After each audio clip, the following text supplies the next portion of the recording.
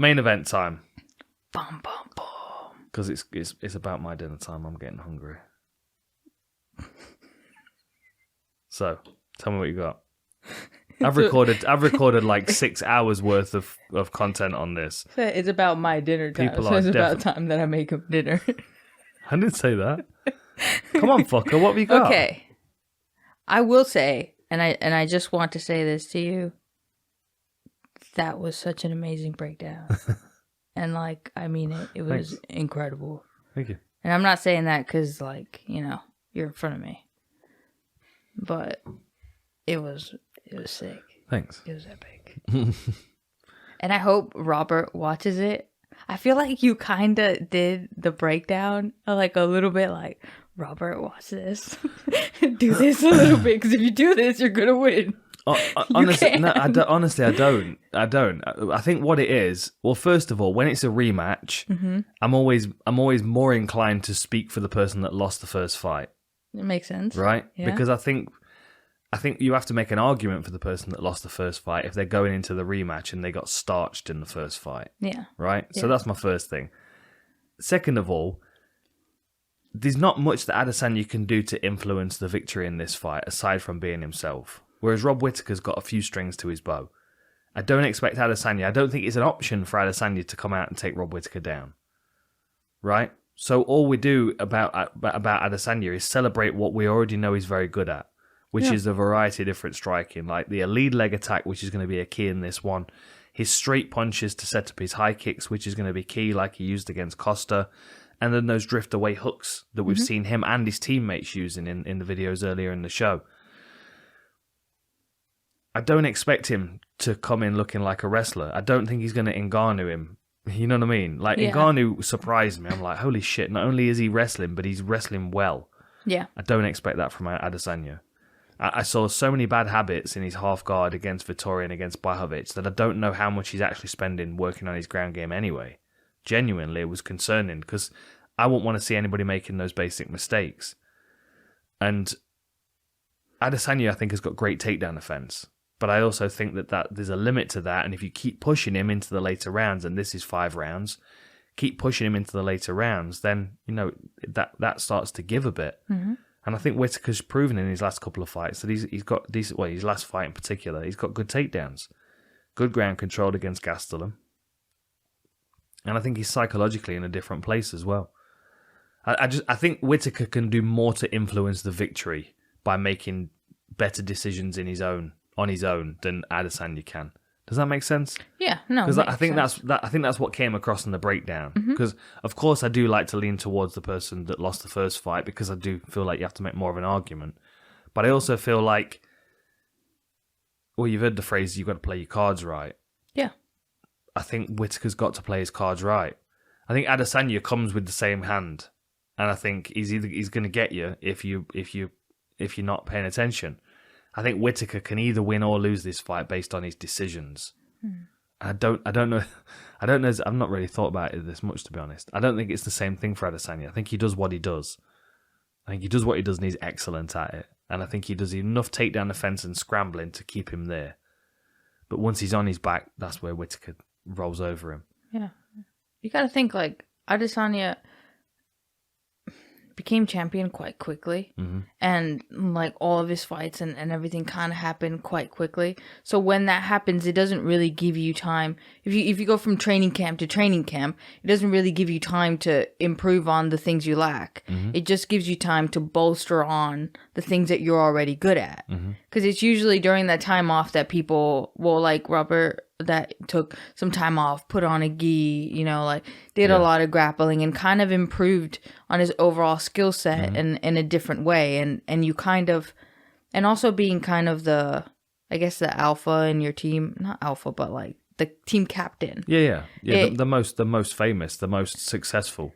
Like you kind of, there was definitely a lot of pressure on him. You kind of just don't even want to mess up in the gym because then people are like, oh, I got this on him, and you know they'll walk out of the gym a certain way.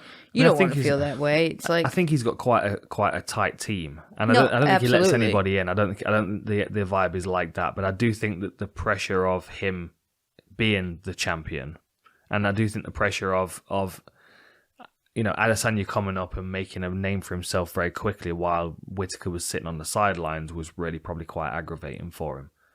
But I just think he was burnt out. I mean, who would not be burnt out after 10 rounds against Yoel Romero? And the hernia and the staph infection and the knee injury. And he had something with his daughter as well, I think. Yeah, I don't remember what that was, but I do remember hearing something about it.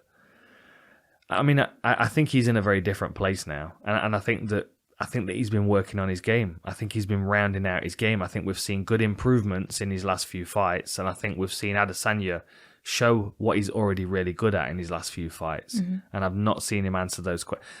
Correction. I think his takedown defense when his back foot's against the fence is good. And that's what we saw against Marvin Vettori. But still, when Vettori was able to take him down, he controlled him for nearly 7 minutes. Yeah. I have a feeling Whittaker, and I don't know why I keep saying it, but I have a feeling that Whittaker's probably going to either catch him with an arm triangle or take his back in a scramble and be able to choke him. Yeah, makes sense. I mean, Adesanya gave his back to Vettori in the scramble. And the other thing as well is like the expectations of Adesanya when he came into the UFC were high. They gave him Rob Wilkinson in his debut, which was not a particularly tough fight for him. I mean, he's kind of like a regional champion, Rob Wilkinson. I mean, no disrespect, but he was brought in to get that first win on Adesanya's record, clearly. And Adesanya, I mean, he kind of toyed with him, but he didn't put him out impressively. He just beat him up to the point where the referee stepped in and stopped it. Then he had a split decision against Marvin Vettori. And then after that, after the next 3 fights, after the Vettori fight, he had 3 more fights and he was fighting for the interim title. He fought Tavares, Brunson, and Anderson Silva. And at the time, Silva was ranked number 15. Yeah. It was an odd run to an interim title, especially because there was so many other things going on in the division at the time. Like GSP fighting Bisping and Whittaker having the interim belt and then going in to defend it against Romero for the actual belt. And then all of a sudden, you've got 2 guys fighting for the interim belt and neither of them's Yoel Romero, and that makes no fucking sense to anybody. Yeah, there was a pretty big mess. It was a huge mess. And then, and now Adesanya, and there is a burden having the belt. I think Rose has spoken about it as well. Like, what can Adesanya work on in between fights? How much time does he have in between fights? How often is he going to go onto the mats and work jiu-jitsu 4 or 5 days a week, which is probably what he needs to be doing? He's probably going to bolster the skills that he's already got. Like you would if you went to a gym that had a mat full of sharks and it was always hard sparring. You don't get better at anything. You don't learn anything new. You get better at what you're already good at. Yeah.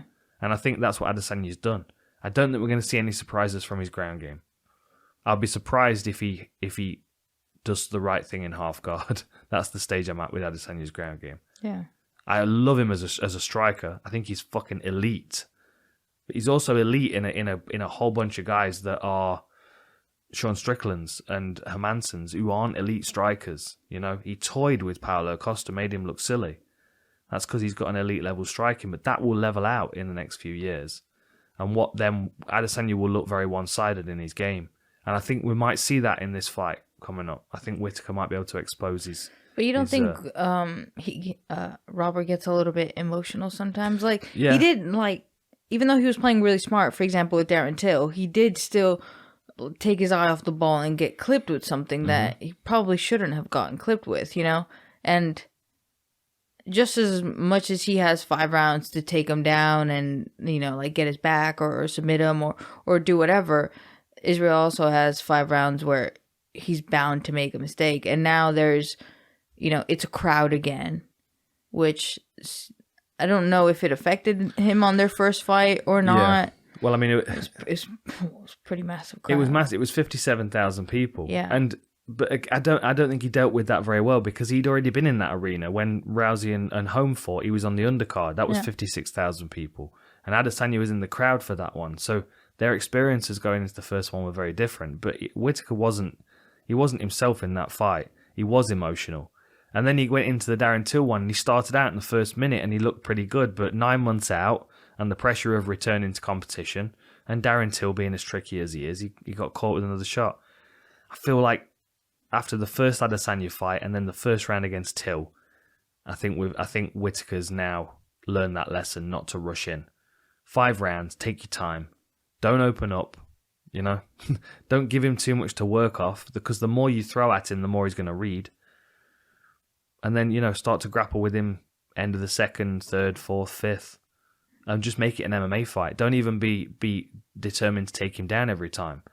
Sometimes level change to come up to strike, or level change to grapple a little bit to then come up to strike, or, you know, strike to grapple to strike. You know, like all the level changing stuff that we do in training. Yeah. Like constantly changing that rhythm will not allow Adesanya to settle into a kickboxing match.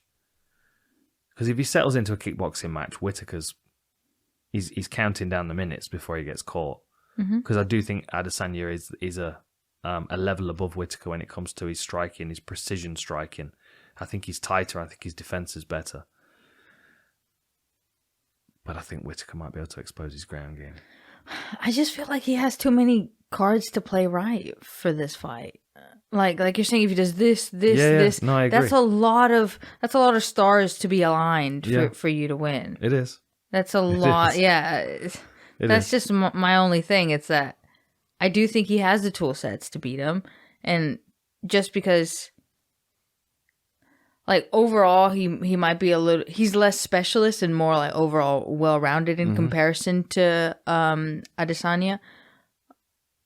But then again, Adesanya just has such great takedown defense that he does have great takedown defense if you're only trying to take him down.